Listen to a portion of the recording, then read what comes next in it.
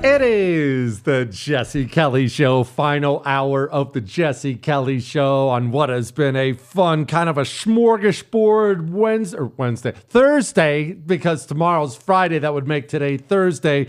Figured that out all on my own. We're going to talk about the nagging women of the Democrat Party and why their percentages are so low. A white dude pretended to be black and he got published. We're going to talk about, briefly, hormone replacement therapy, that they call it, the evils of it, all that and more. Emails, so much coming up on the final hour of the Jesse Kelly Show. So this is a point that we've talked about before. But many, many times in history, you will hire mercenaries, if you will, to do violence on your behalf, the heavy lifting on your behalf. You're fighting. And if you don't be really careful about that, they will end up running things because they have force. They have power. A modern example would be, have you ever heard of these rich guys who create for themselves bunker complexes? Bunker complexes, a fortified ranch in the mountains or something like that somewhere. And they'll hire a bunch of essentially mercenaries, private security firms, but former Navy SEALs and Green Berets and these types of guys who are always willing to do that kind of thing for money. And they'll say, hey, if the worst comes to worst, you guys, you're my bodyguards. No, Mr. Rich Guy, unless you can fight too, it's their ranch. It's their bunker. That's how that works. Historically, I've used this example before about the Praetorian Guard when it comes to ancient Rome.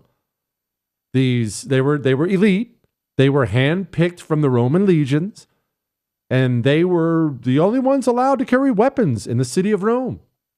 They were there to enforce the law, keep the peace, of course, keep the emperor safe. But it didn't take long, and the Praetorian Guard, they looked around and said, well, we're the only ones with the swords. The emperor doesn't have a sword. I've got a sword. You've got a sword. Why don't we run things? They just started killing emperors, choosing the emperors they wanted. America's Democrat Party is going through something similar. Mentally ill women have for a very long time been the beating heart of the Democrat Party. If you take some miserable, bitter, deranged lunatic of a woman, she will vote Democrat while the illegals are inside of her living room pillaging her stuff and beating her over the head. She will still crawl to the polls to vote Democrat every single time. You know a liberal Aunt Peggy like this. Everybody knows someone like this. Bug-eyed, on antidepressants, Donald Trump's Hitler. You know exactly what I'm talking about, that type of woman. Well, the Democrat Party has relied on them for the longest time for obvious reasons. They're the most committed. They will vote in every election. It could be a local nothing election that you don't even know about. That woman's going to be there. She has nothing else, by the way, in her life. She'll be there.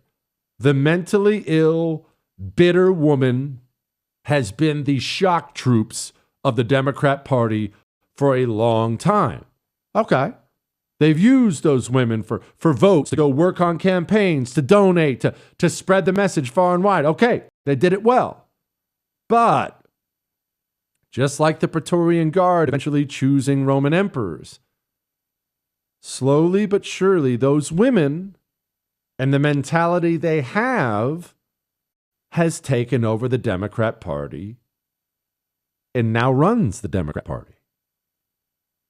Let me ask you something. What is something a nagging, obnoxious liberal Aunt Peggy, what is something she does as it pertains to men? She talks down to them. Always talking down to them. Always scolding, nagging, lecturing. Everyone's known a woman like this. Scolding, nagging, lecturing, scolding. No, that's not all women. But these women are always this way. Talking down to men. Well, here's the thing. There are a bunch of wussified men in this country who I realize will accept that from a woman, but no man likes it. None. In fact, men are created to have a visceral hatred of that kind of nagging, scolding, that kind of personality in a woman. Men despise it. They hate it. Here's a couple interesting sound bites. How popular is the Democrat Party right now? There is big Democratic enthusiasm to get out and vote in the midterms, far outpacing Republicans right now. But also that just 28% of Americans view the Democratic Party favorably. And the context of that is the lowest mark for Democrats in the history of CNN's polling going back.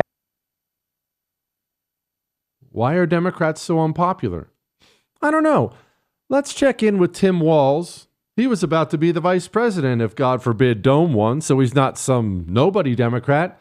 Hey, Tim, why are Democrats so unpopular? My son was able to vote as an 18-year-old, and asked him about his take is, especially young white men, is he said, Dad, a lot of them aren't about the policies. Mm-hmm. They're about the thrill and the excitement, and, Trump brings the circus type of thing. Yeah. And that type of acknowledgement. Now, I think I would make the case there's a lot of toxicity in that. Mm-hmm. I think there's the Andrew Tates, there's some of that kind of stuff that gets in there.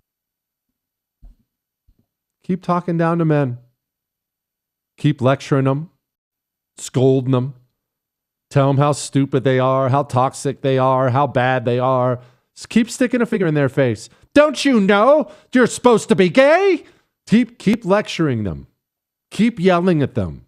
Keep calling them racist. Keep this and that. And then keep wondering why the approval numbers of the Democrat Party go down and down and down.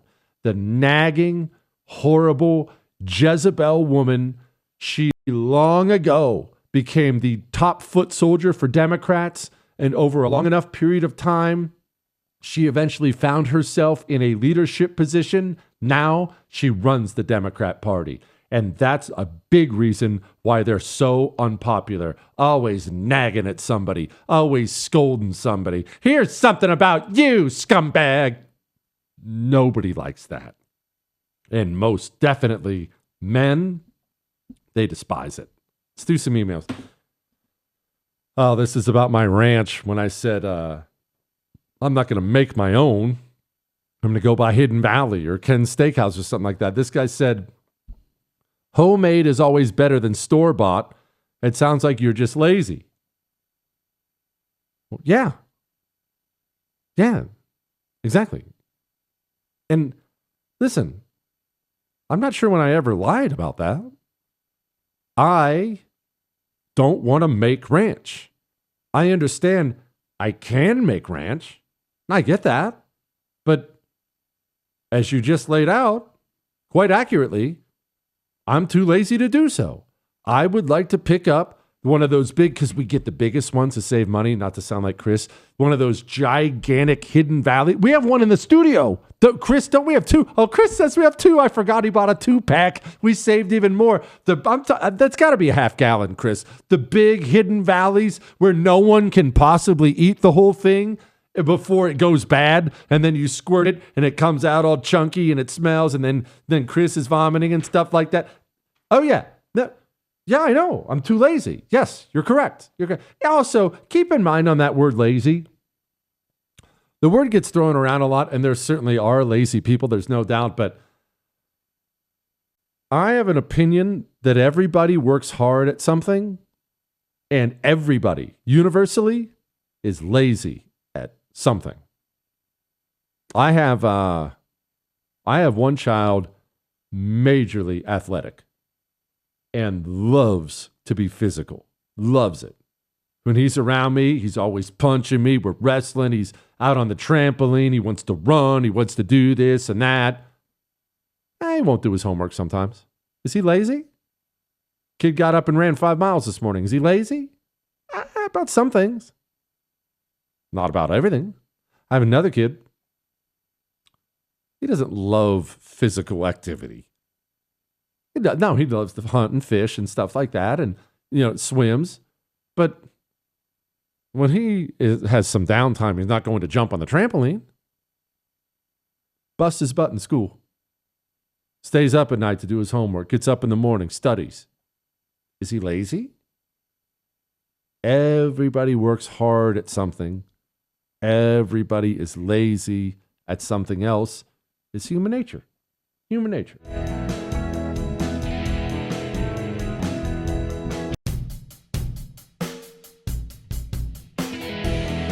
It is the Jesse Kelly Show on a fantastic Thursday. Remember, tomorrow's Ask Dr. Jesse Friday. So get all your questions. Ask me anything. Emailed in to jesse@jessekellyshow.com. If you missed any part of the show, you can download the whole thing, iHeart, Spotify, iTunes. The headline here is, it's just too funny. This is from Not the Bee. White man pretends to be gender fluid black migrant, writes horrible poems, and gets published 47 times. This is all over society now, where we've allowed the most detestable cultural Marxists to take over every institution. And now, look, just like any communist system, it pays to be part of the party.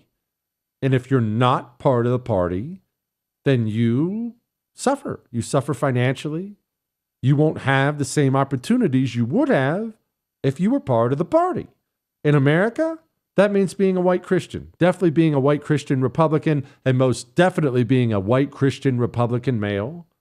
The truth is, since we've allowed the demons to take over every part of our society, they now operate on a war footing to rip America away from you and hand it to them. You want to know who the real threat is, Madam President? I'll give you a hint. They don't look like our chief author. They don't look like the folks up in the gallery. They don't look like the folks on the rotunda. They look like many of the members that sit in the front. And you don't have to take my word for it. According to DHS, Madam President, the greatest domestic threat facing the United States comes from, quote, racially or ethnically motivated violent extremists, specifically those who advocate for the superiority of the white race, not our immigrants. Jesse, I heard stories about fighting in the German forests often consisted of the Krauts booby-trapping big trees, and wood shrapnel would rip through you. Like you said, the forests were and are very dense with big trees, hilly and dark, even in the sunniest days. Yet German forests, and I've not spent actually any time in them, okay? So I'm actually saying this from rumor and secondhand and from books, but they are rumored to be thick and dark. Remember the Roman legions who got wiped out under Varus? And that story of the Roman legions being wiped out under Varus, it's the accounts of it, they sound like there's something out of a Hollywood movie where they were marching through these forests, and the forests were so thick and so dark that at first they could just kind of see shadows alongside them, things moving. They couldn't quite make it out, but it was too thick, it was too dark. And then they started getting pelted with arrows or rocks, and they couldn't see who was throwing it because it was so thick and so dark. And as they walked their way into the ambush, it got worse and worse and worse. But back to what you were talking about, this is something people don't think about when it comes to trees. Certainly European fighting in Germany and other places. Trees tend to create a lot of nasty shrapnel when they're hit with explosives. Well, both sides, this was from our Medal of Honor Tuesday, which we did, both sides were lobbing all kinds of artillery at each other. What do you think's happening when that artillery's landing around the trees? Ugh, ugh. U.S. health experts reassess hormone replacement therapy risks. I know every single period of time in human history comes with horrors that people in later generations and in other countries will look on and they'll think to themselves, what kind of savagery is that? How could anybody ever sign on to that and think that was somehow okay? And you could point to your historic barbaric practice. The Aztecs is always a great one. You actually tortured children to make them cry before you cut out their hearts while they were still alive, and everyone thought that was okay? And we look on them now and we say, geez, what kind of Lucifer crap is that? And we're right about that, of course. But what do you think future generations are going to say about us and what we've allowed to happen to children in this country, especially this tranny stuff, it became so popular, it's now mainstream in medical circles that you can just inject children with this hormone or that. And when you're done completely warping and morphing their bodies as if you're Dr. Frankenstein, then upon final completion, you put them under and lay them down on a surgical table and you start chopping off parts of their anatomy. And I know it's really dark. I'm not going to stay on it. I'm in a good mood. I don't want to stay on it. But that is from the pit of hell. And that is something that is widely recognized as acceptable in several circles in this country. Not just adults doing it to themselves.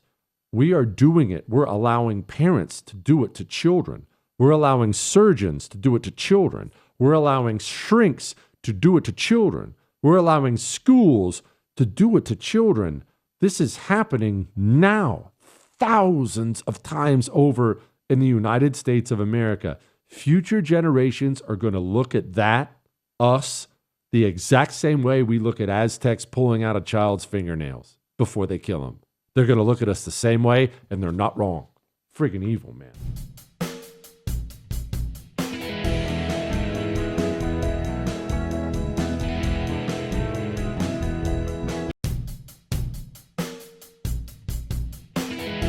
It is the Jesse Kelly Show on a wonderful Thursday. Let's get to this little bit from Obama before I get back to the emails. We got to clear out some room. So Obama said something, and you know I'm not a big Obama fan. To put it mildly, I despise him. I think he is the great destroyer. I think he is our first and honestly our only president we've ever had who hated the United States of America. Many didn't care about it. Most probably didn't care about it. He was the one with a born and bred hatred of it. And he brought us in many ways to where we are today. That said, when he says something smart, you got to give credit where credit's due. I had a gay professor in college at a time when openly gay folks still weren't out of line, who became one of my favorite professors. You need that to show empathy and kindness. And by the way, you need that person in your friend group so that if you then have a boy who's gay or non-binary or what have you, they have somebody that they can go, okay, I'm not alone in this. Yeah. Right? You need to have a gay friend in your friend group. And that's why I still talk to guys I know who are in the Navy.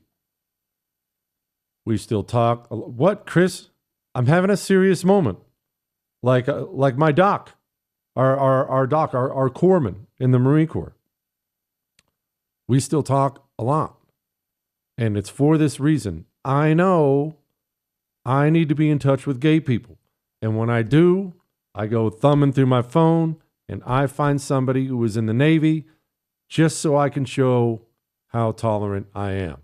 So there. Maybe you thought I was just mean all the time. I'm not. I try to be nice. Jesse, I realize Nancy Pelosi's not the Speaker of the House this time around, but she seems unusually quiet with Trump back in. What's up with Grandma Vodka? She's old.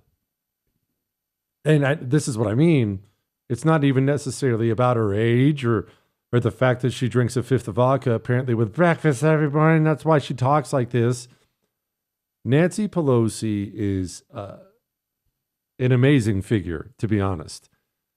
It is amazing how long she had a lot of power in Washington, D.C., and how long she ruled the Democrat Party with an iron fist. It's very difficult to control the House of Representatives. Remember, because as we talk about, there's so many different caucuses. There's this caucus and there's that caucus and you have this caucus and you know, different caucuses have different sizes. There are tiny little shriveled caucuses and there are big caucuses and you have the Congressional Black Caucus and the House Freedom Caucus and this caucus and that caucus. And within your own party, within the Democrat Party, you're going to have this caucus and that caucus. And remember, the base of the Democrat Party, so much of it doesn't seem to have any relation to each other. There's the Rainbow Demon Brigade, and there's the Congressional Black Caucus. Oh, we're so oppressed. And there's the feminists, and there's the... So you have all these different characters. Nancy Pelosi bashed enough heads and handed out enough favors to keep that caucus pretty well under control for a very, very, very long time. It was not easy. But look, as much as I despise her, as much as you despise her, you have to be a little bit impressed that somebody was able to herd the cats into the corral for that long. But nothing lasts forever. And keep in mind what it would take to do that. If you are going to keep something as separated as the Democrat Party together so you can get Obamacare passed, that only passes with Nancy Pelosi. How can you do that with all these different whack jobs in the Democrat Party? Well, yeah, you have a big staff, but it's going to take you. You are going to have to be on the phone. You are going to be out there taking meeting after meeting after meeting after meeting, whipping votes, threatening, bribing. You personally. Yeah, you have all the people in the world who work for you. It is going to require you to do that kind of work. Nancy Pelosi did that and did that well for a very long time. But I actually wasn't making fun of her at all when I said she's old. Father Time's undefeated. You can't do the things physically at 85 that you could do at 35. That's not the way it works. Your body starts to break and your eyes start to go and you run out of gas a little bit early. That's the way it works. Back to your question. She lacked the energy. She can't do it anymore. So she handed it off to Hakeem Jeffries. And this is a kind of one of those inside baseball things that's fascinating. Have you ever wondered why Hakeem Jeffries was the pick? I know you're tempted probably to say, well, it's because he's black. No. We're talking the top dog in the House of Representatives. You only achieve that position if you raise big money and hand out big money. Hakeem Jeffries raises great money and hands that money out. He's been a diligent worker for the Democrat Party, diligent fundraiser, and that's why he became Nancy Pelosi's heir apparent. That's how you get the position. But performing in the position is different than getting the position. A sales office is a good example of this. You know how many general managers, new general managers I've seen fail in the RV business back when I was selling RVs? Why is that? I'll tell you why. You know how you get to the general manager position? You become a great salesman. You're great at selling, great at selling, great at selling. Hey, let's take Chris. He's great at selling. Let's make him general manager. But the general manager has duties beyond selling. You put him in the general manager chair because he was a great salesman and find out he doesn't know how to manage anybody. Hakeem Jeffries got to the chair he's in, the top Democrat, House Minority Leader, because he was great at raising money.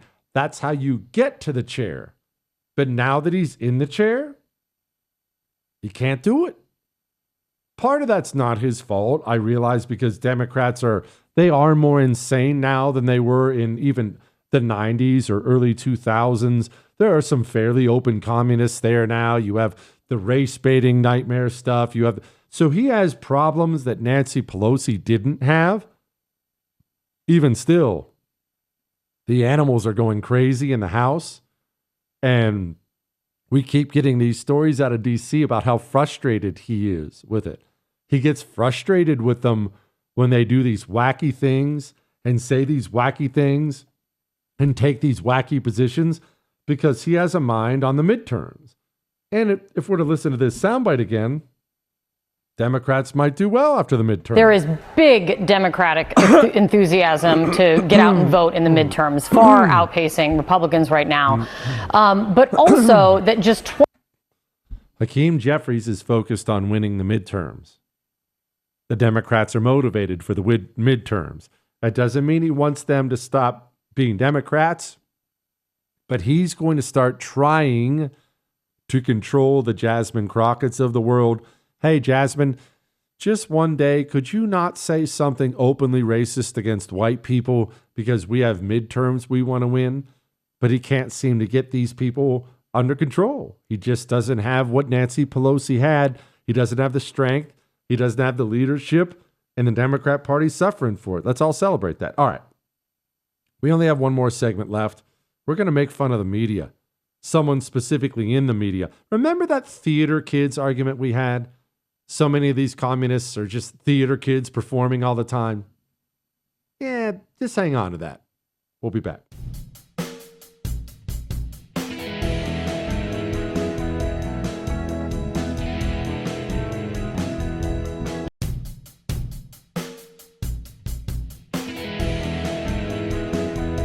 It is the Jesse Kelly Show, final segment of the Jesse Kelly Show on a Thursday, but we will be back tomorrow to do it again. Just remember to email in your Ask Dr. Jesse questions to jesse@jessekellyshow.com. All 3 hours will be a real good time tomorrow. Also, remember, we have snakes in our midst in the GOP. Señor presidente. El mismo Dios que se lo salvó a usted de la muerte en Pensilvania hace solamente un año y que le puso de vuelta en la oficina oval en contra de todo pronóstico, es el mismo Dios todopoderoso. A Republican representative in Congress standing on the Capitol steps asking the president in Spanish for amnesty. We still have a lot of work to do in primaries. A lot of work to do in primaries. Remember this too. Remember that communists are always selling revenge. So when you bring up things like that won't work, or it's too expensive, or this has been tried before, or that will fail even. If you just tell them that that's going to fail and that'll result in death, they know. They know. They're not selling something that works. They're selling revenge. If, think about it this way. Let's say you go through a nasty divorce. God forbid. Or maybe you have. Sorry if you did. A nasty divorce. And some guy shows up at your house and says, hey, your ex, for $25, I'll burn down their house. Now, that's kind of appealing when you hate them, isn't it? Is it beneficial? I could tell you right now, hey, that's illegal. It's immoral. It's wrong. I could list all the reasons why you shouldn't, but revenge is an easy sell. That's what he's selling here. The system has hundreds of thousands of people unhoused, right? For what? And if there was any system that could guarantee each person housing, whether you call it the abolition of private property or you call it, just a statewide housing guarantee, it is preferable to what is going on right now. Abolition of private property means the government storming into your home to take it from you. Well, that's wrong. That's revenge. And that brings me to this reporter. Scott McFarland is his name. He's with CBS News. He was talking about the Trump assassination attempt.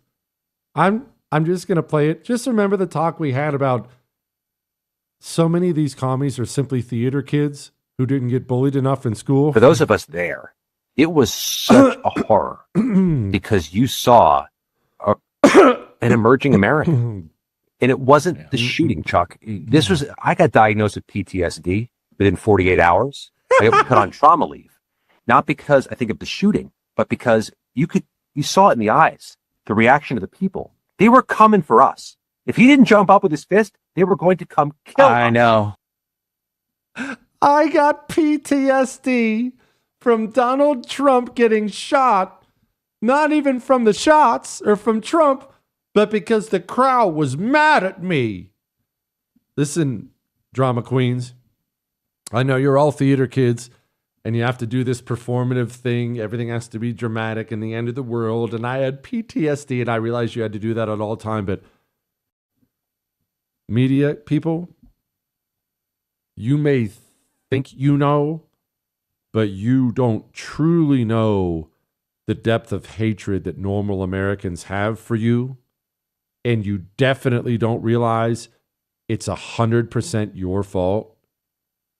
We feel your hatred every single day for us, for our values, for our country, for where we live.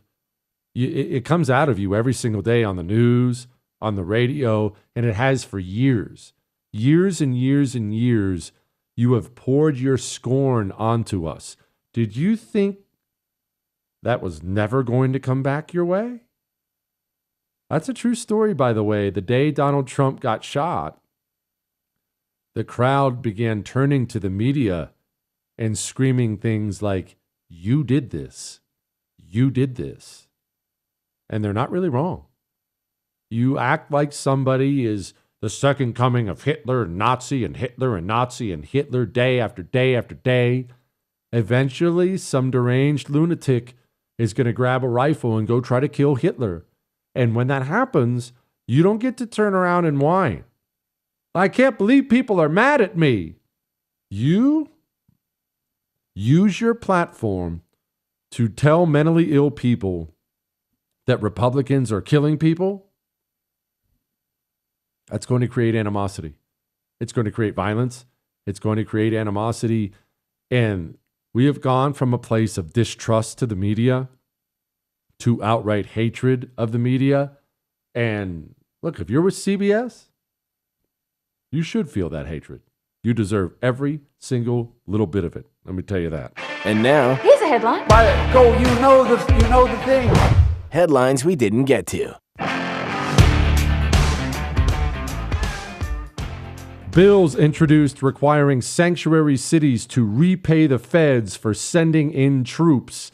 One of the things the communists actually do very well, and we do not, is they take their little fiefdoms of power and they not only protect them, but they use them on a national scale. Of course, it's illegal and horrible and wrong, but they do it and they do it very well. CIA lied about JFK's assassination. New report obliterates the official narrative. Apparently, the Central Intelligence Agency had met with Lee Harvey Oswald. He was in contact with CIA assets. Oh, come on. It's not like the CIA had worked before with the mafia, and then Jack Ruby had worked as part of the mafia, and he was the one who took out Oswald. Let's not make something of it. Icelandic volcano erupts, forcing tourists to evacuate famous geothermal spa. I kind of want to see a volcano erupt one day. I don't want to be that close, but I really desperately want to see that. Belarusian grocery store facing fines for not stocking enough potatoes, as they should. Gosh, I love potatoes so much. As long as they're tater tots or something nice like that. Benign vein issue behind Trump's swollen legs. We do forget sometimes how Donald Trump's getting up there. He's getting up there. One day we're going to lose him. That's kind of how it goes. All right. We'll be back tomorrow for Ask Dr. Jesse Friday. That's all.